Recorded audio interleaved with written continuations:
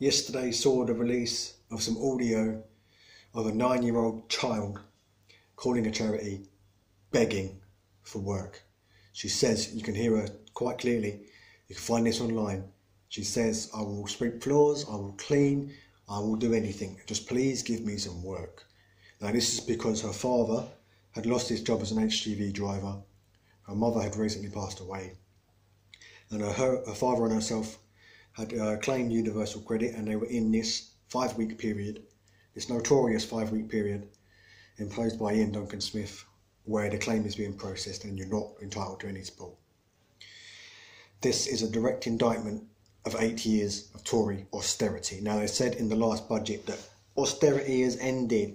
It's just a fancy way of saying austerity is going to continue. We're just not going to call it austerity. You're still going to have NHS chronically underfunded, libraries closing, job centres closing, community centres being slashed. You're still going to have all the same shit, just we're not going to call it austerity anymore because that's a dirty word now. 8 years of this. It's high time things changed. We should not have 9-year-old children being robbed of their innocence in such a way that they feel obliged to call someone begging for work. We're not living in the 1800s. This is 2018. No child of 9 years old, no child of any age, should be forced to work to help their families eat and put food on the table and provide a roof. This isn't 1800s. This isn't some third world fucking country out in Africa or India or somewhere like this. This is the Western world, supposedly one of the most civilized nations on the planet. One of those, developing countries, one of those civilized countries like America, France, Germany, all the others are. And we're having children begging to work. This is disgusting. It's absolutely despicable. It should not be happening in the Western world in 2018. I really hope everyone watching this will remember this footage, this audio footage, next election. The Tories have done this. Now, they said austerity was to combat the economic mess left behind by the last Labour government, when in fact it wasn't. Studies have now proven that the Labour government at the time, as much as I despised Blair and Brown's Labour days, they had nothing to do with the economic crash. That was down to the banks. The banks caused the global financial meltdown. It wasn't the Labour government. So in actuality, what we're doing with austerity, what austerity was imposed for, was to pay for the bank's mess.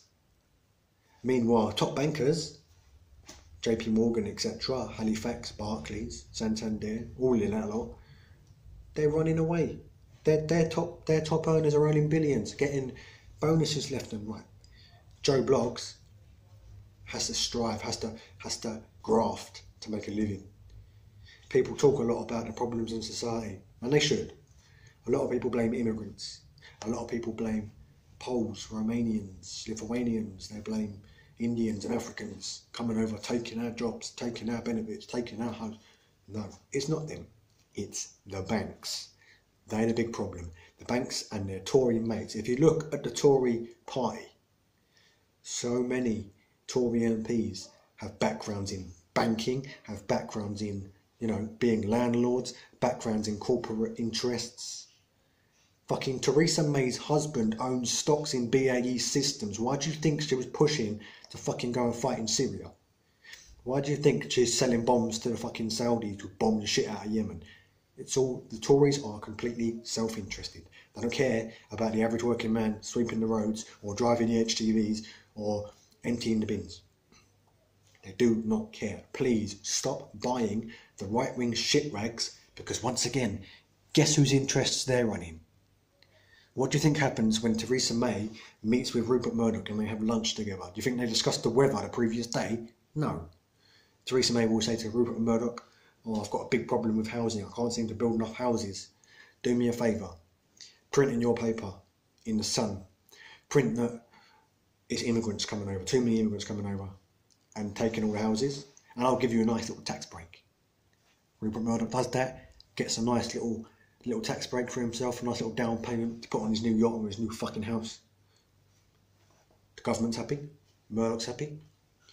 The average working man is being lied to But he's happy. He's happy blaming the immigrants because he doesn't want to take the time to invest in learning more about the way that the government actually works and all these little deals and the corporate revolving door, to learn that the people in the government don't care about him. In fact, he will go so far as to say the people in the government don't care about him, but he will fail to see the link between the media and the government, and this is vital. This is why the Tories keep getting elected, because they are buying the media rags and the media outlets that the Tories are funding and the Tories are helping. And they're reading them and they're believing every word is gospel.